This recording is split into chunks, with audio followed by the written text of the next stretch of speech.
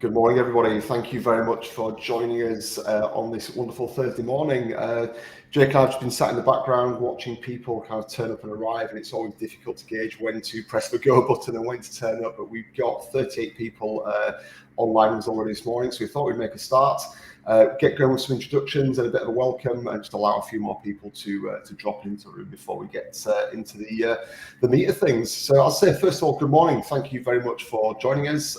My name is Andy. I'm the CEO at VentureForge, and thank you for joining us for today's webinar, where we'll be looking at top Amazon advertising strategies for success in 2023, plus some exclusive tips and insights from Jake from this year's Cannes event that Jake attended on behalf of VentureForge. What was it, Jake, about 4-6 weeks ago now? Seems a fair bit closer. Seems a while ago, yeah, middle of June. I've lost track of everything that we've had going on. So maybe without further ado, I've introduced myself. Maybe Jake, do you want to just quickly say hello and share a little bit about yourself and your background? Absolutely. So obviously, as Andy mentioned, thanks for joining. My name's Jake. I'm one of the paid advertising managers at VentureForge. I come from a background of sales, and I've been working in the Amazon space, and particularly the Amazon advertising space, for just over 6 years now. So I've kind of really started at the early days of Amazon advertising, when it was very basic, very straightforward, just standard sponsored products and auto campaigns, and I've seen the whole evolution of that over the last sort of 6 years or so. To date, I've probably generated over 30 million in ad revenue across a broad range of clients, from national companies to smaller companies, and across a number of different marketplaces. And my role at VentureForge is essentially to work with brands to kind of develop, implement and optimize bespoke advertising strategies to help align with their business goals. Perfect. Thank you very much, Jake. You always kind of introduce yourself better than I introduce you. It's better to hear it from straight from you. So thank you for that, and thank you for sharing your background. For those that have been on a few of our webinars, the format of this is very much a conversation between Jake and I. I've got a list of questions I want to ask Jake today, things I want to kind of probe into around Amazon advertising strategies. Hopefully you'll all find those insightful, but probably just a couple of housekeeping bits before we get into the conversation. Questions and answers, please do get those coming in. In the bottom right-hand corner of your screen, you should see a questions tab. Please start asking questions through there. Jake and I will get to those at the end. We'll answer as many of those as we can in as much detail as we can. And if we don't get to your question, please let us know. We'll follow up and we'll come back to you on email, or maybe even set up a follow-up conversation with Jake or myself at the end to make sure we do get to your questions. So please do get those in. Second point for me is, I know Jake is keen to share some kind of top tips and quick actions at the end of this webinar, so that you leave today with things that you can go and do in action. So do stick around to the end, where Jake is going to take us through those. And he's assured me personally that it's worthwhile sticking around to the end. There is some really good stuff coming from Jake at the end of there. So that's the housekeeping. Most importantly, get those questions coming in. It's important to us that you all get something from this today. So please get them asked, and we'll get to them towards the end of today. Jake, if you don't mind, I've got a list of kind of, I'd say, pre-prepared questions, but also structure to the conversation. I've kind of split that out into what is a PPC strategy in your mind. I think what is a PPC strategy is quite a generic question, but I kind of want to dig into that a little bit. The role of advertising in a full funnel strategy, some technical tips from you on advertising Amazon for 2023, and of course your insight from Cannes. Before we go into talk about Amazon strategies though, I would like to just launch a quick poll on here. I'd be keen to find out from people that are on the webinar now, who actually does have a comprehensive PPC strategy that is bigger than or beyond just hitting a target ACOS and an agreed spend for the next quarter. So I'll just pop that up on the screen now. If people could just kind of quickly vote out, I'm keen to see how many people have developed a proper PPC strategy beyond just looking at an ACOS.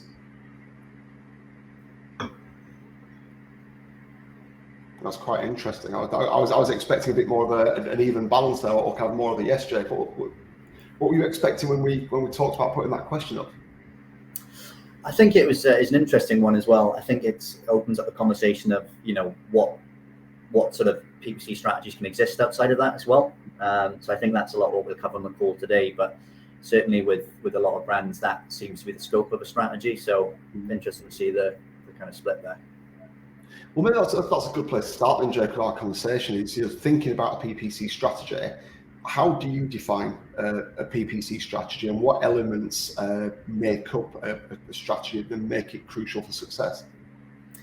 Well, I think a PPC strategy, as a standard definition, essentially is a very deliberate use of advertising to deliver a certain goal for the brand. Now, that goal can be different depending on where the brand is in its life cycle or what's important to that brand at the time. So whether that is brand awareness, growth, it could be profitable sales. There's a number of different reasons, but essentially it's looking at how you can use that and utilizing it in the many different forms it comes in to deliver that bespoke strategy.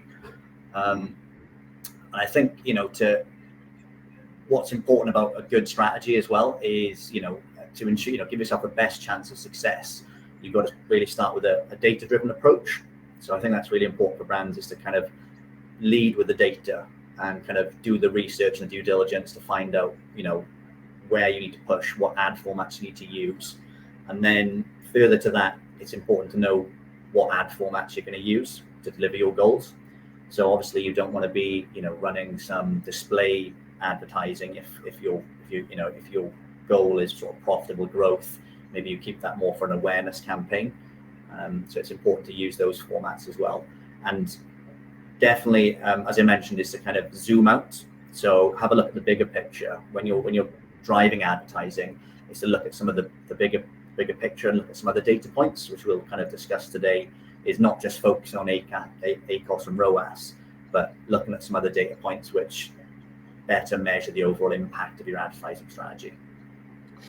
Yeah, you got some really interesting points there, Jake. I think when I often talk to people about strategy, I'm not an advertising person, but when I talk to people about business strategy is often a word that makes people think of complicated plans and something complex. And for me, in reality, a strategy is 5 points: understanding where you are now, understanding what you want to achieve as a business in most holistic sense, work out how you could get there, working out from those options of how you could get there, how you will get there, which ones you're actually going to do and deploy, and then finally working out how you're going to evaluate if that's working. I think for me, that's no different whether it's a business growth strategy, a sales strategy, or a PPC strategy. It's kind of understanding where do you want to get to and what you're going to implement to help you get there, and taking, like as you said, almost like a higher level view of things to understand what you're trying to do in a holistic sense, not just deep technical advertising detail and things like checking the ACOS on a regular basis.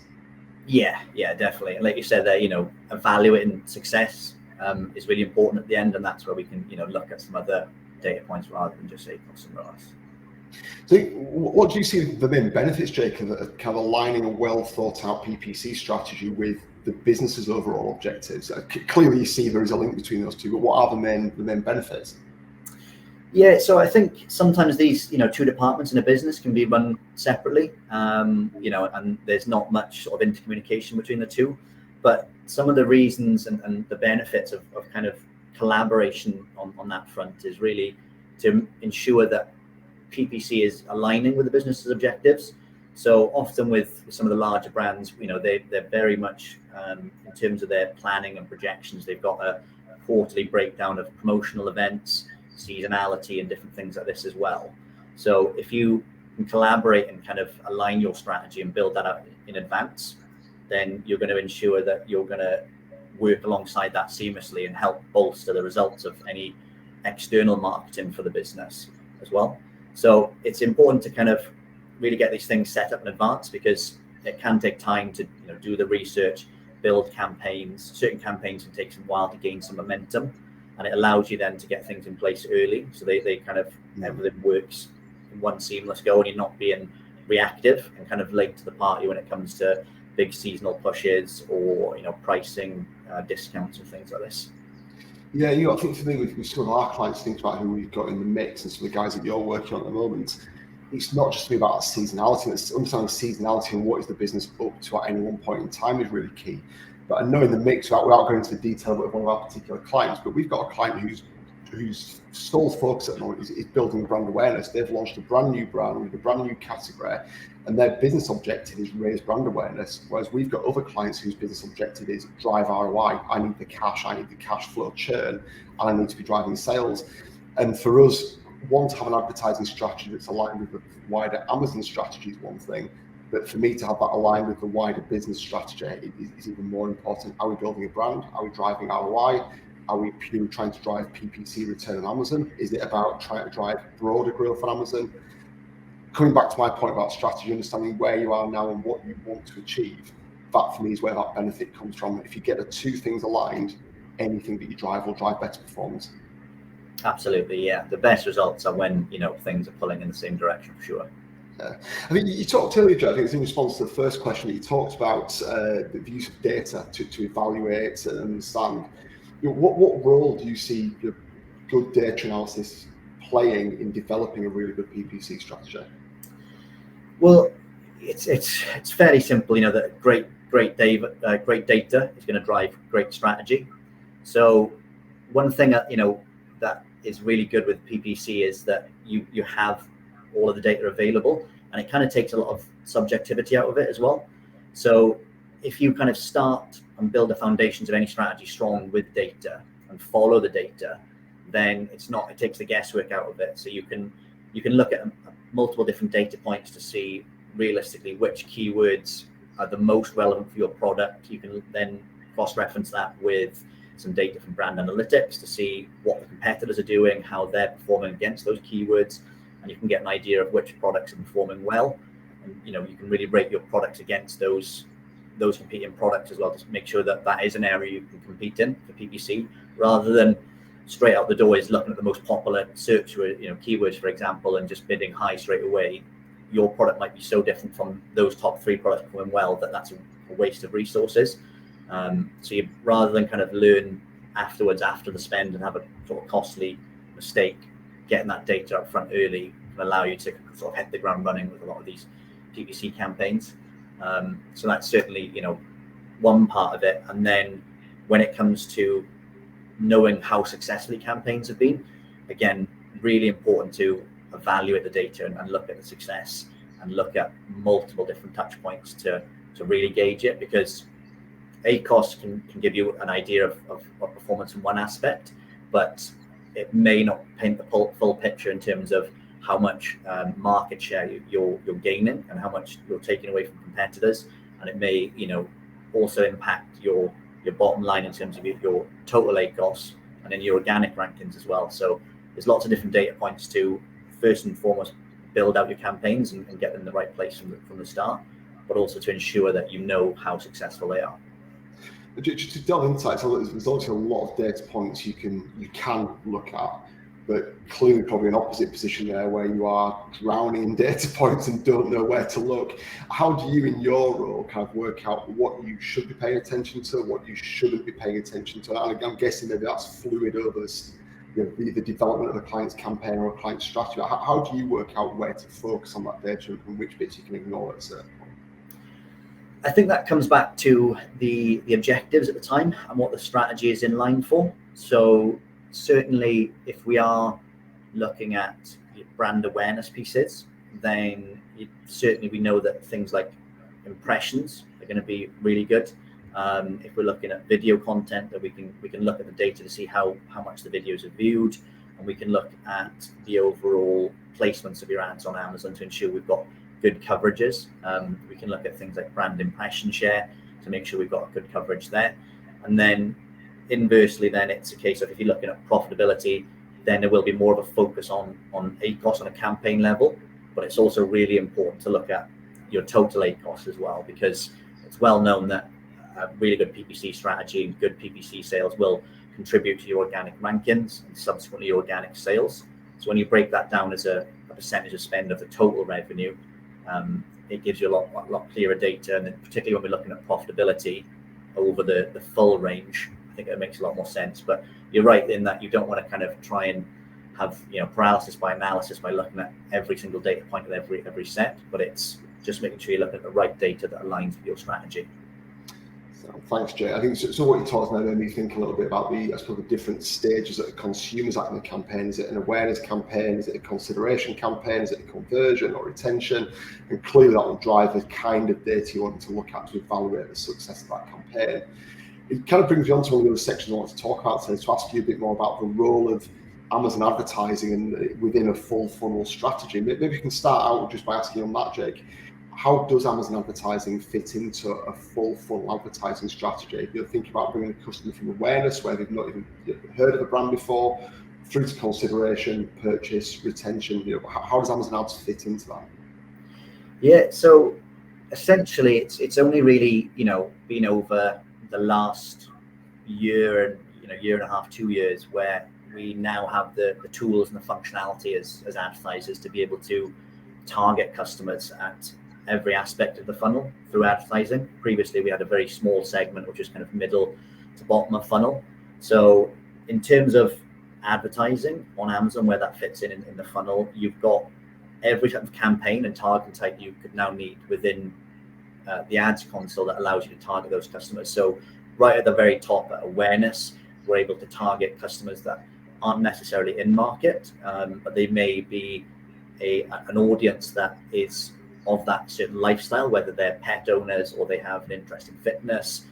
They're not particularly looking for a product, but we can do a lot of work around content to drive awareness for the brand, make people aware of the brand, and then that helps the journey as they progress through the sales funnel. At a later point, when we've got more in-market consideration, so when the same customers are searching on Amazon, we can target them at the point of consideration with keywords, some product targeting, and then right the way to the bottom of the funnel, we also have the options then to target existing customers on Amazon. So those that have purchased from us before, or perhaps those that have viewed our products but not purchased them, we have the opportunity now to retarget those customers, weeks or up to 30 days later, to kind of have a second chance at that as well. So as well as your organic strategy trying to target all areas, we've got that opportunity now within Amazon to target every single segment of those customers.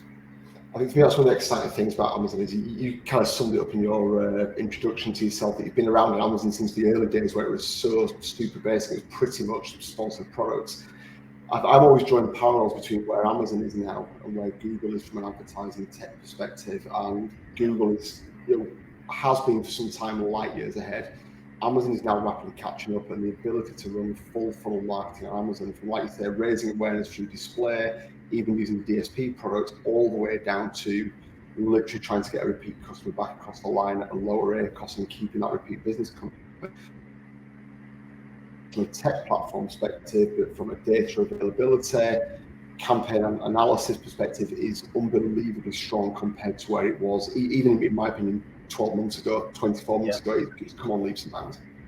Yeah, absolutely. And I think, that's something we see in the industry, that's in the wider view of the industry, is that they are, as you said, late to the party. But certainly when you look at the figures of what their Amazon ads is driving, they're one of now the biggest players in that market space. So they're looking at that, and they're putting money and resources into that, and Amazon advertising is only going to grow in terms of its functionality, and it's the data we get to kind of evaluate that performance as well.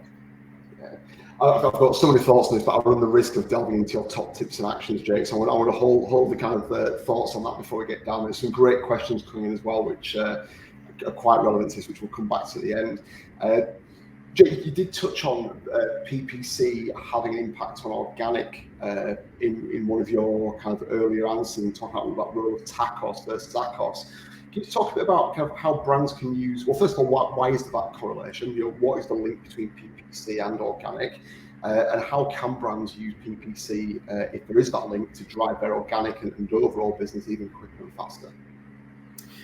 Yeah, so this is probably one of those questions where you could certainly go at length at the multiple different ways, and there are a number of ways that brands can leverage PPC to drive organic ranking, and certainly the best strategy is always going to be to have really good PPC strategy that covers multiple placements and kind of pushes your brand out there to drive sales.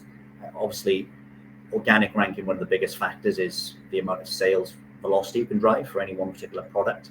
But I think just to go into an actual strategy that brands can utilize and benefit from, one particular strategy that works really well is using a very laser focused approach and kind of a narrowed down approach. So one that works really well for us, and we've used across a number of clients with great results, is actually using brand analytics as one of your data sources, and then the placement modifiers tools inside of the ads console. So essentially what we do with a product is we identify the main sort of product type and what keywords they're going to be looking at. And then rather than use necessarily some third-party tools that a lot of brands are aware of, like Helium 10, that kind of do some guesswork around search data, we look at brand analytics. So we get the data straight from the source, so we know it's 100% accurate. And that gives us then the top 3 to 5, say, keywords we want to look at that have the most search volume behind them, which is really important to get that data and make sure it's accurate. And not only that, it also gives us the products which have the most clicks and the most conversions for each of those search terms. So while we look at those search terms, as I mentioned earlier, we can then compare our product against those products. So as long as we can compete on either value or value proposition for that, if we know our product can compete, then what we can do is leverage that data to target those placements and try and usurp those on top of search placements. So what we do is we take those 3 to 5 keywords, say, so again, quite a narrow focus. We'll build out some exact match campaigns inside of sponsored products, and then we'll set a relatively low bid to start off with for those keywords, with the intention then of using the placement modifier for the top of search placement location on Amazon, which is, as some brands or people may or may know, is the highest converting placement you can get on Amazon and the most visible. So on mobile and on desktop, when you search for a product, it's the top of search results that brands often see first for the product. So what we can do then is, by using a placement modifier, for example, if the bid range is around about, top of bid range is around 95 pence, what we can do is set the standard bids to, say, 25 pence, and then have a placement modifier of 400%. So that's going to 4x your bids for top of search. So it allows you to spend up to £1 on top of search. You're right at the top of the bid range, but you're narrowing your reach to the top of search rather than kind of wasting money in the lower spends. You only really want to target that top of search. And what we found then is that brands that do this, over a number of weeks, you'll start to see a decrease in competitors' click share and conversion share, and you'll see an increase in your click share and conversion share. So you kind of get the 2 inverse graphs. We've done this with a number of brands. And what happens then, as your conversion share for that search term increases, then so does your organic ranking for that particular line. So it's a really simple strategy and effective. And it's certainly one, it's not always cheap as well, but there are ways to get the most out of it, like I say, by focusing on that top of search. And the results, I would say, if people were to trial it, are really good. And certainly, look at the organic sales as well, because you are going to bring that product up into the top of page 1. Fantastic. I think I like the smart use of the modifier on that, to make sure you're actually only spending money to appear at the very, very top to drive the organic ranking ultimately, rather than wasting money in that middle ground when it's not really going to achieve the objective. I was going to keep moving through a few queries, a few kind of questions I kind of prepped here. I think one of these might be linked partly to one of the questions that's coming from somebody called Joe. Joe, we'll come back to your question properly at the end, but Jake, I want to talk to you today and ask a little bit about defensive strategies on Amazon. That's something we talk about internally a fair bit. How can brands use PPC defensively on Amazon? Yeah, well, that's another good point, and this is something that's often very overlooked on Amazon, where brands are very focused on targeting competitors, paying a lot of money for good keywords, and maybe there's a bit of a gap in their funnel by not having a defensive strategy. So one of the things that's popped up in the last 6 months, so if people haven't had a chance to look at it yet, is a really good data point in the ads console, which is the brand impression share. So this essentially, it's one of the tabs in the ads console, and this gives you an exact breakdown of how often your products are appearing on Amazon when people conduct a branded search. So if the brand is Kellogg's and they're searching for Kellogg's cereal, the ideal scenario is that for 100% of the time, it works on a percentage basis, that you want your adverts to be showing up for those products, because there's kind of one school of thought where if they're searching for Kellogg's, they're probably going to buy Kellogg's, but as you know, on the Amazon platform, Amazon customers aren't particularly brand loyal. So it's really important that, if you're not showing up for those searches at the top of search or on other placements than your competitors are.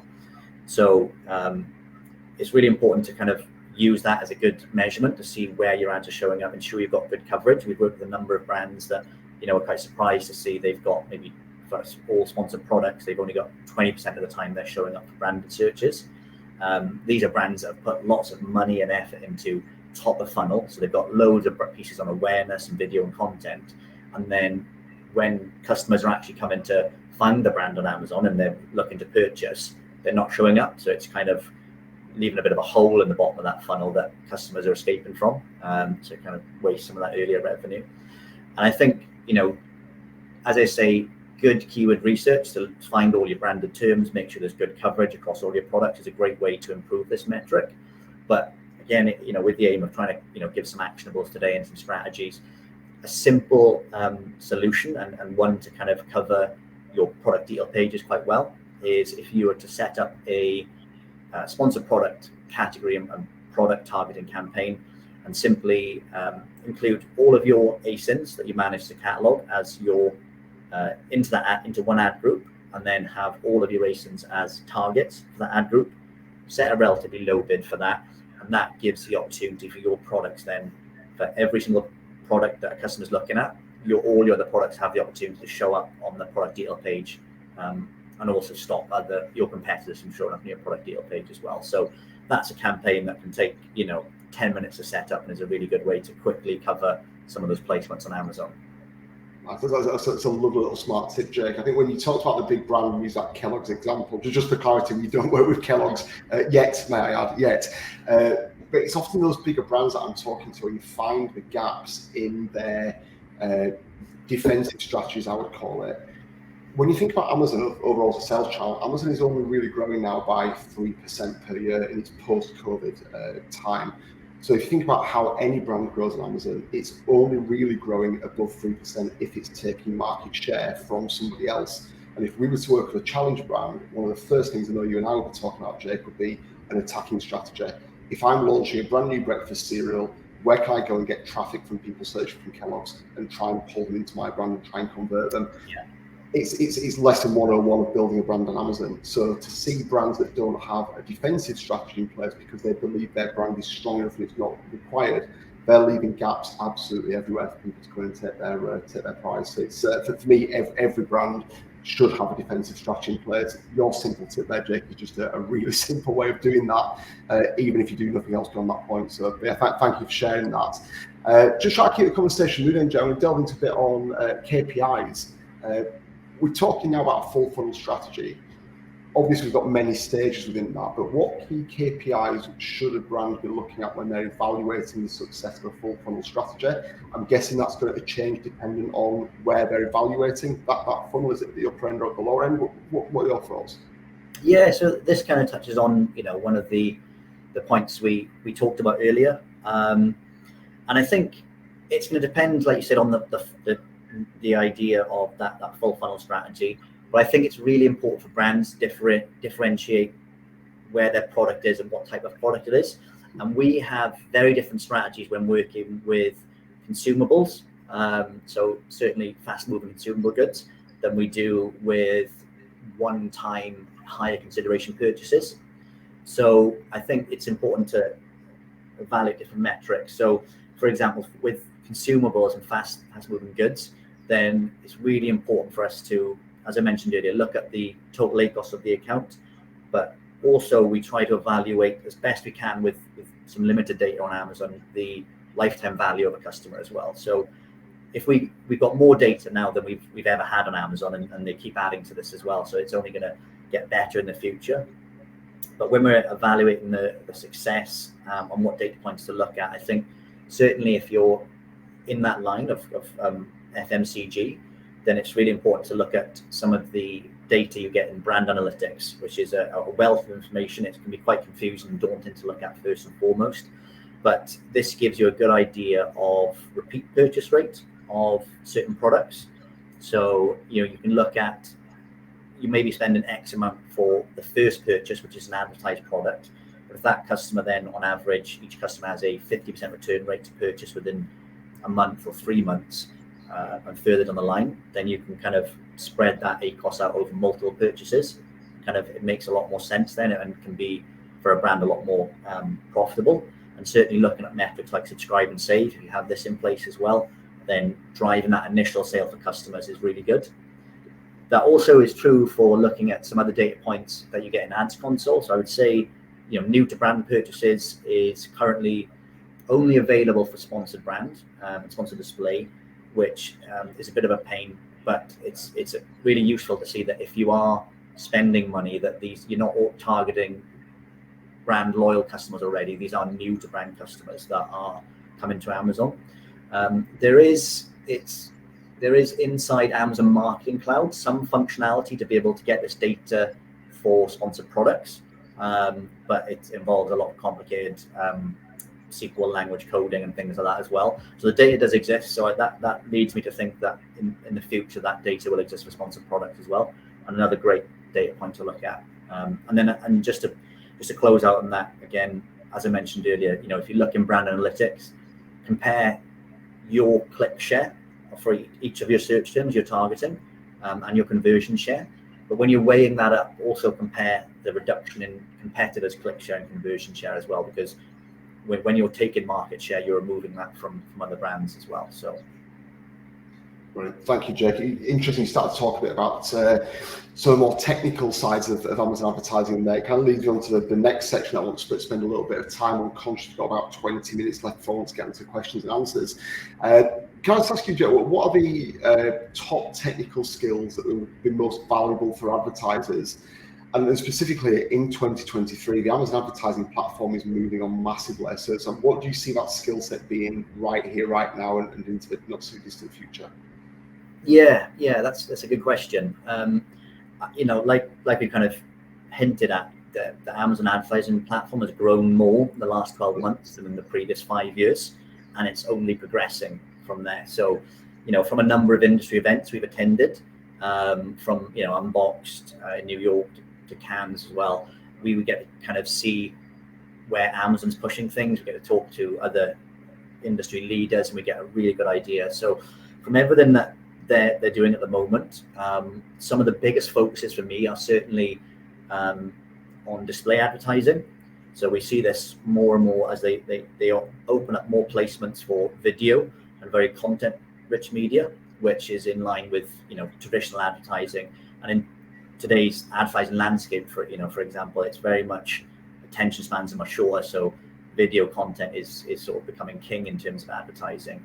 So I think that's really important, is to understand and get a good idea of how their advertising and their video placements work. So they've opened up that to sponsor display in the last 6 months as well. We've got a new top of search placement for sponsored display videos, which some brands aren't aware even exists yet compared to the traditional sponsored brand video. That's certainly one of them.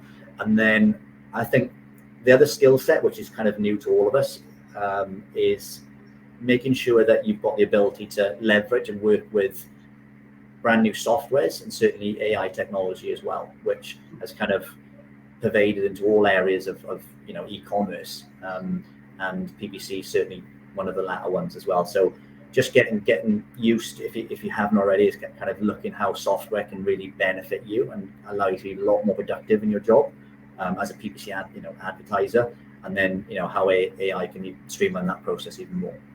You've done quite well there, Jake. That's probably the only webinar I've been on where we've got beyond 35 minutes without anybody mentioning AI. It seems to be the hot potato and buzzword of every webinar, but you're absolutely right, though. It is infiltrating everywhere, and I know we're using it within our ecosystem in pretty much every single touch point nowadays. I suppose, Canne leads on to my next question. Are there any new tools or features in Amazon advertising that marketeers should be paying particular attention to? Yeah, so there's a lot of features that Amazon will launch. They'll trial some get removed, and some don't as well.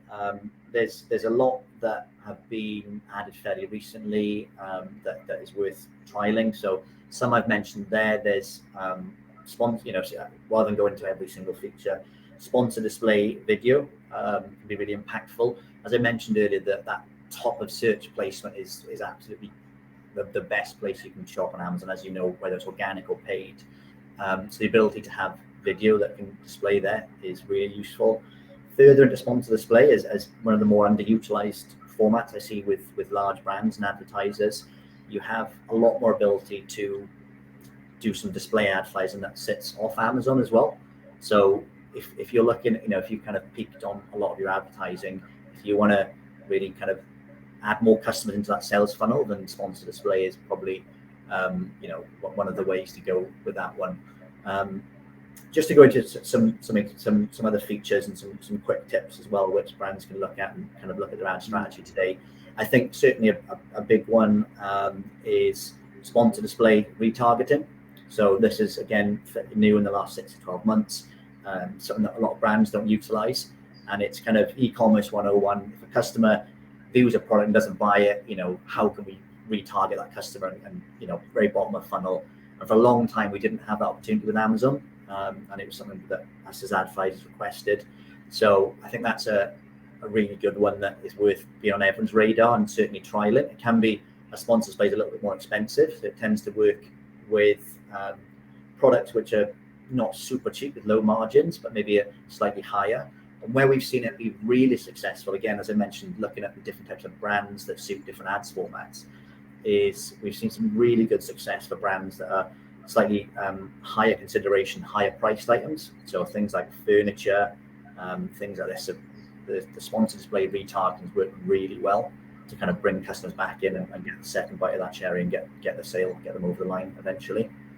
And then further to that, it's kind of that those things exist in the UK, but I think we couldn't talk about advertising formats without kind of looking at the cousins over the sea as well in the US. That's kind of where things launch first and foremost as well. So if any brands aren't currently trading in the US, there's a lot of features they have available there that should eventually come to the UK as and when Amazon decide fit. So just to mention a few quickly, we've got things like the brand tailored promotions, which now gives us the ability to target not just people that have viewed the product and not bought, but actually cart abandoners. So another great target opportunity, we can actually offer those customers a discount. We've also got similar audiences in there. We've got high spenders for the brand. So if brand customers spend a lot with our brand, we can target those with a discount. That's really good. We've got, and this is actually hot off the press this week, is Creator Connections available in the US. So this is Amazon's, we've actually got beta access at the moment, so it's not very widespread, but this is Amazon's actually delving into the kind of influencer network. So they've built a network of influencers using sort of Amazon attribution, and you have the ability as a brand then to work directly in the ads console to connect with certain creators that will then promote and market your product for you. So certainly, keep that in mind. Keep an eye on that. So when it does come to the UK, then you can be ready to kind of get straight into that. So that's a very interesting kind of piece that they've got running at the moment. I think we'll start to see more and more of that off Amazon stuff, Jake. I think we view Amazon as a retailer, but Amazon is becoming more and more a media house, and their advertising products will have to develop to give them more opportunities to sell more advertising space. It's what's driving a lot of Amazon's own revenue growth. So it's interesting, you've got the Creator Connections rolling out. Just this last week, there was the announcement of sponsored products now being pushed out onto third-party retail sites. It's all about Amazon extending where they can get that advertising revenue from. So yeah, I strongly suspect if we were back here in 6 months' time, Jake, we'd be talking about 2 or 3 new opportunities like that Amazon are opening up to drive more advertising revenue. But of course, with more advertising revenue for Amazon comes more advertising opportunities for brands to try and scale their businesses even quicker. Conscious of our time, Jake, I will just move us on to maybe your Cannes trip. Don't want to see your holiday photos. Don't want to hear about all the other stuff you got up to whilst you're out in New York, out in Cannes. So New York was your previous trip with Amazon. Can you share some of the key takeaways that you took from your trip to Cannes and your time at Amazon Port? Yeah, definitely. So one of the first things we realised, with these large events, I'm sure people are working e-commerce, particularly with the remote working culture, is sometimes we can kind of find ourselves in a bubble within our own company, and you kind of get set in your ways as well. So attending these large events, speaking to some industry leaders and some larger software providers as well, really gives us an idea of how the industry is moving and what's working, what's not as well. So I think just some key takeaways from Amazon Port this year was, as I touched on earlier, is AI, to kind of go for that buzzword again. So we've seen it in a lot of the organic Amazon listing operations, but now we've actually got some AI tools being developed for Amazon advertising. So that's finally here, and it's kind of fairly new. There are some tool providers that are using generative AI to make that job a lot easier. So when it comes to reporting, rather than having to have multiple Excel spreadsheets or a software provider that kind of aggregates data, you can now use simple commands to kind of delve into a PPC a lot more, and it kind of does all that, takes all the Excel work and formulas out for you. That's certainly really, really useful. And then I think one of the biggest pushes that we see is Amazon again really delving into display media. So they're, as you mentioned, they're starting to secure partnerships with massive websites like Pinterest, some other really big websites to secure those locations to serve Amazon advertising. So again, they're really focused on display. So content is going to be king, and having that content that's suitable for multiple ad formats is really important across sort of Amazon. And then finally, as they build all of this out, one of the main things we saw was them really giving us the tools to understand the customer journey a lot more. So Amazon Marketing Cloud is a really good tool to understand, that the path to conversion isn't really linear. So they give us all the tools now to be able to view a customer every sort of point in that sales journey, whether we've served them a video advert off Amazon at one point in the DSP, and then 2 weeks later they may have come onto Amazon to do a search for our product, and then they finally bought a week after that. We get a lot more data. So I think Amazon realizes it's important for us as advertisers to understand the ROI and the impact of a full funnel campaign. So they're certainly unlocking a lot more data, and they're working with large agencies like ourselves and software providers to help roll these out, because they realize that's where the current expertise sits. So those are my three top takeaways. I think you've got a really, really interesting point there. There's also a sense of maturity I've seen from Amazon in the last 12 months-ish, where they've realized the value of the data they're sat on, how much advertisers, partners and agencies need to access that to be able to understand whether they're getting true ROI or not from their campaigns. In the main they are, and it allows brands to invest more into Amazon, have more confidence into Amazon. Whereas 3-4 years ago, there was almost a shroud of secrecy around some of that data. The data points you got from Amazon were so limited. You weren't guessing. You could see that your campaign was working, but holistically you couldn't see, is my awareness campaign adding value to my conversion campaign, and seeing the full funnel. Whereas that penny drop moment seems to have really happened at Amazon. It's that level of maturity just seems to be accelerating. Dare I say it, thank God, and about time. It's nice to be able to see that stuff happening now. Yeah, definitely. And I think that's where they've lent into some of these large software providers as well, and realized that maybe their stretch a little thin. So we can leverage some good software and tools to get access to that data ourselves. Absolutely. I guess next question on Council Media is what innovative advertising strains or strategies did you encounter at the event that brands should be aware of and could be using for their own benefit? So yeah, obviously at these large scale events, we tend to get some case studies from some large, household names and some big brands as well.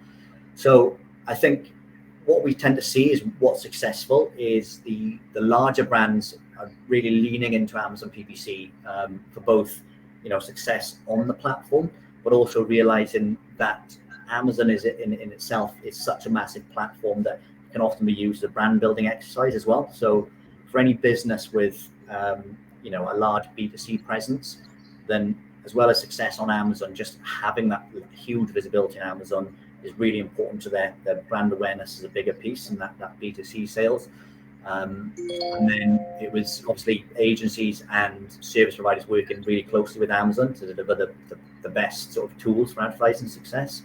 And again, the strategies and the brands that are most successful are those, again, that are leaning into the new softwares, the new tools, and leveraging things like intelligent software, some level of automation. And what that's allowing brands to kind of, as we've talked about, at length, is there's all these new formats in advertising, which means for every product you could have 10, 12 different ad groups targeting different customers, different segments, different pieces of the funnel. If you've got a catalog of 20, 30, 100 SKUs, then it gets very, very large to manage. So, we certainly, it's important, and one of the big strategies to allow software to do the heavy lifting for you in these cases when it comes to some basic optimizations. And that certainly gives us as advertisers a lot more time to work on the account than just sort of working in the account. I think that's a really valid point, Jake. I've argued the case in our business from day dot that you couldn't do your job on one client account without automation. That the power of a good advertising manager for me comes into understanding the strategy, understanding what strategic levers to be pulling, understanding how bids should be managed, but not necessarily doing the big management. Because if you were running 10 campaigns with 10 ad groups with 10 keyword bids, you've only got to, then let's throw a phrase, a broad match into there as well. You just cannot manage that on a manual basis. You need software and tech to be doing the heavy lifting on a day-to-day basis to drive the efficiency out of the campaign. And I see that from 2 points. One, you've got to be able to do that to do your job and to do your job well. But two, if you're not doing that and your competitors are, they will be driving greater profitability and greater efficiency. That means they'll be able to bid more because they can get a better return from it, and they will ultimately push you out of the market. So you need to be able to have that automation to do your job and do your job well. Two, you need to be able to have that to drive value and efficiency from the advertising. I just can't see how any advertiser today beyond a certain level of scale can succeed without automation and a decent tech stack behind their advertising. Yeah, absolutely. I think final question for you on Cannes, Jake. I'd like to move on to kind of the Q&A before we kind of get finally wrapped up with your top tips and quick actions. How do your insights from Cannes align with the direction that you personally see Amazon advertising going in over the next 12 to 24 months? Yeah, so I think this is, going to mirror some bits that we've talked about already. And I think, it's looking at the future of Amazon, and it's really important to be aware of what's on the horizon, what's coming, and what's new to Amazon. And again, by speaking to, again, these large brands and agencies, seeing what's working well, it's very much a focus on being at the forefront and, using these tools, experiment with them as they first come out, rather than being behind the curve and being last to use them is really important. So certainly display, so looking at display advertising across the new platforms, don't be afraid to sort of trial some of these, because what we tend to find as well, as with every new format that comes out, brands don't get into them right away, and the CPCs can be often less competitive and a little bit lower, first and foremost. So if you get in there early, it's really important to be first there and benefit from those lower CPCs. And then, as I said, is one of the biggest takeaways is really to start to get into the habit of looking at the bigger picture, understanding that the path to conversion isn't linear, and really looking at a lot of data points around that as well. So, if you're looking at the data Amazon gives you on Amazon Marketing Cloud, whether it's what time of day customers are purchasing, or whether they're more likely to convert after being exposed to a video ad than a display advert, followed by a sponsored product, then it gives you all of those data points as well. So I think there's going to be a lot more granularity in the way we can control it as well. But it's looking at those data points to understand that customer journey and looking at display and getting the right data to make a really successful strategy for Amazon. Thanks for that, Jake. I think to have my spin on that as well, I think we often talk about Amazon to our clients as, don't think about them as a retailer, think about them as a tech business. It's a search engine, it's an advertising mechanism. Taking the advertising part of that to one side, I think we've got to start to look at Amazon's business as fundamentally advertising driven in terms of Amazon's own revenue growth. Amazon advertising for Amazon is a key part of their own success. So what you will start to see on Amazon is significantly more advertising opportunities opening up on Amazon and off Amazon. I think you'll be able to trade Amazon advertising much like you can your D2C business. You'll start to see controls coming into control. Where do you advertise externally? How can you start to measure the full funnel to drive full success? Ultimately, for me, I see two bets from Amazon. One is we can make more money by selling more advertising to the brands that are advertising on Amazon. Secondly, if we start to place adverts off Amazon, brands will invest more in that, and our own Amazon's own retail business will grow and grow beyond it. So I think it's a really smart couple of bets being made by Amazon. One, we can get more revenue from advertising dollars. Two, we can grow our own business quicker. I strongly suspect if we'd have had this call 2 years ago, I'd have been highly critical of Amazon advertising. It was 5 years behind Google. Yeah. If we had this call in 2 years, I suspect they may be a couple of years ahead of Google. They're playing catch up very quickly, and they are becoming much more of a media business than a retail business. Yeah, absolutely. Jake, thank you for taking that grilling. You've been a very, very good and interesting conversation. If you thought that was tricky, wait till I now throw the questions at you that we've not been prepared for, not had a conversation about in advance. But from looking at some of these, there's some fantastic questions coming in. I'm going to use probably the next 5 minutes to get through these questions. We'll start with one here from Jack.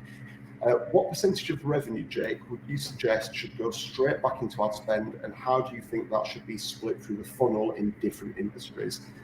Do you have a personal view on how much of sales should be reinvested back into advertising?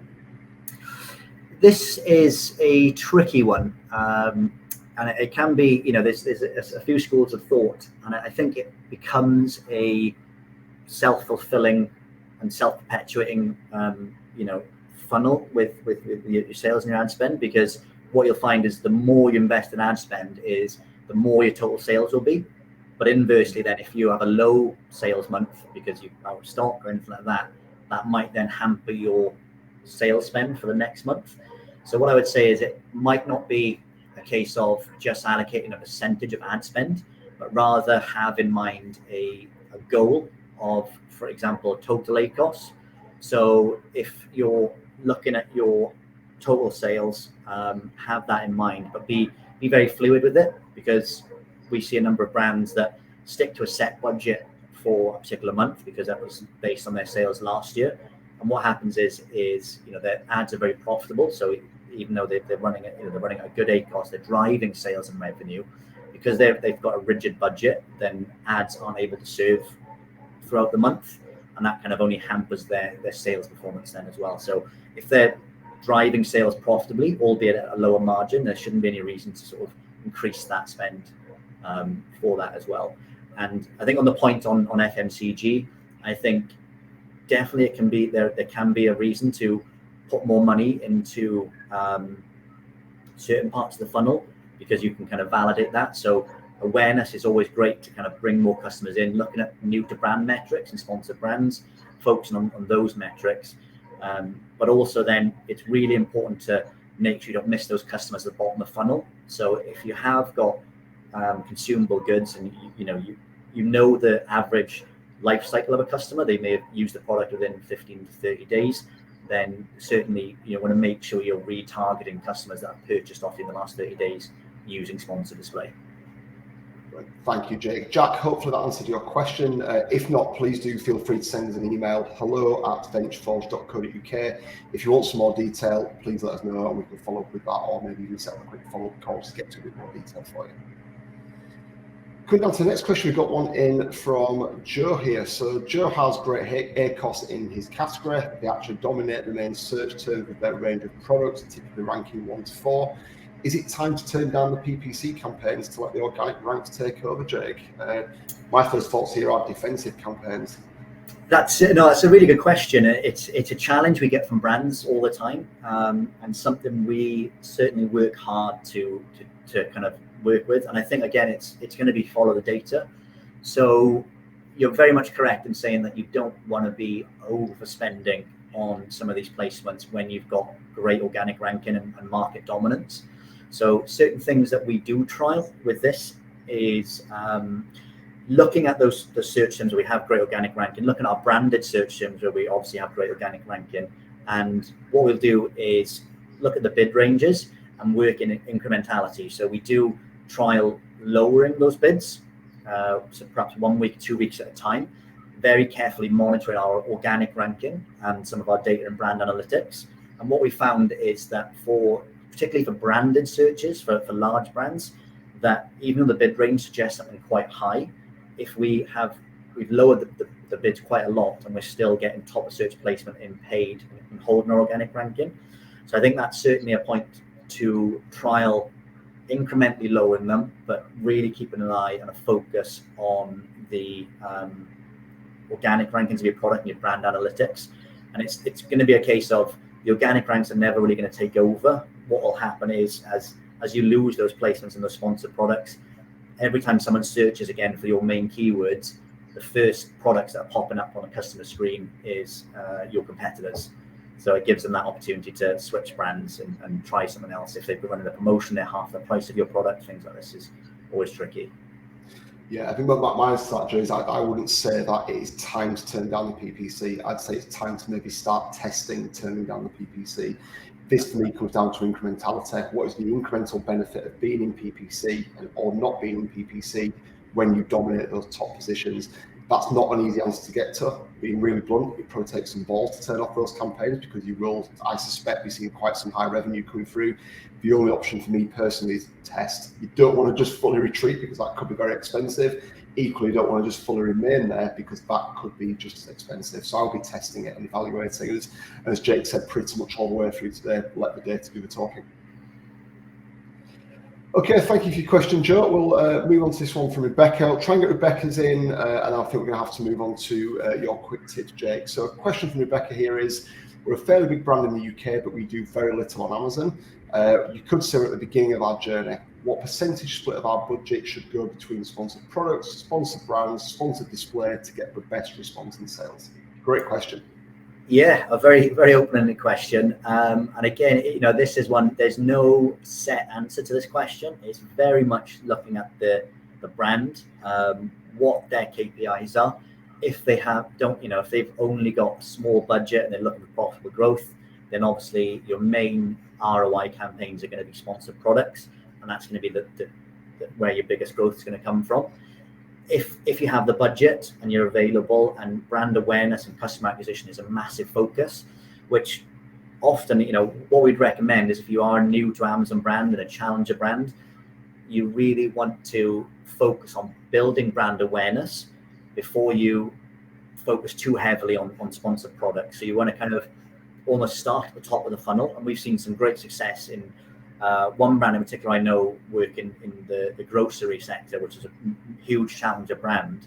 When we looked early on at sponsored product results, their conversion rate wasn't fantastic, click-through rate wasn't fantastic, and their cost per acquisition was quite high as well. So we kind of flipped the sales funnel upside down, really focused in on impressions, visibility, brand awareness, getting the really good video and content out to build not only brand awareness, but build perceived value of the brand.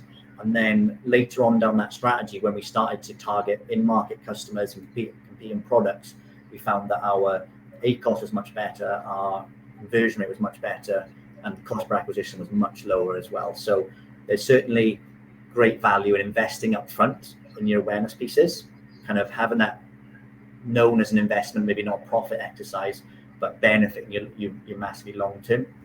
I think that's a simple way to kind of break it down as well, is to kind of work down that funnel if you can. But again, if you margins type profitability, start with sponsored products and then work your way up once you've got those in place first and foremost.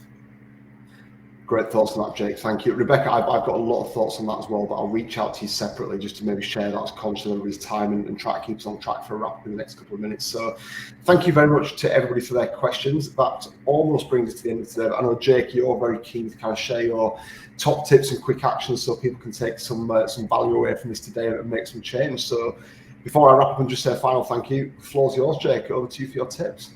Thank you, Andy.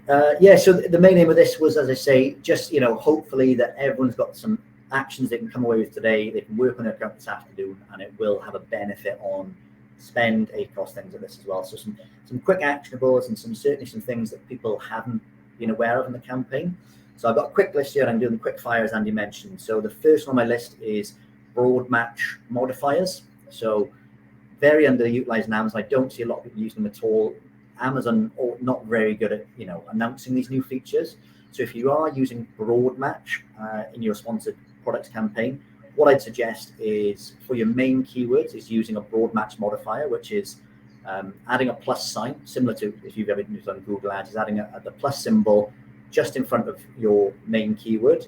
And what that does is give Amazon less control to show your product wildly across different products that might be a lot less relevant. So if you've got a broad match campaign, I'd simply mirror the same keywords, add the broad match modifier at the beginning, and just monitor the impact. And what we tend to see is 99% of the time they have a much better ROI than just broad match alone if there's no negation in place. So that's number one. Number two, I would say, again, another new feature in the last 6 months or so is the budgets tab in the ads console. So Amazon aren't always great at letting you know when sponsored products or any campaigns have run out of budget at any one time. Sometimes it's often late at night, so you may not be in those campaigns to be aware of at the time. So if you look at your budgets tab in the ads console, look at the last 30 days, you'll get a breakdown then of which campaigns, and it'll give you an exact percentage of how long or what percentage of time they've been in budget. So if you've got a really good performing campaign that's got a really good ACOS and it's only been in budget 50% of the time, it's a quick action just to look at that, increase that budget. So you're running at 100% of the time and keeping that good ACOS and those sales coming in later into the evening. Another one again, and this is similar to broad match where we want to kind of give Amazon less control and have more control over our keywords, is campaign settings. And this is for dynamic bidding. I would recommend to set these campaigns to dynamic bids down only.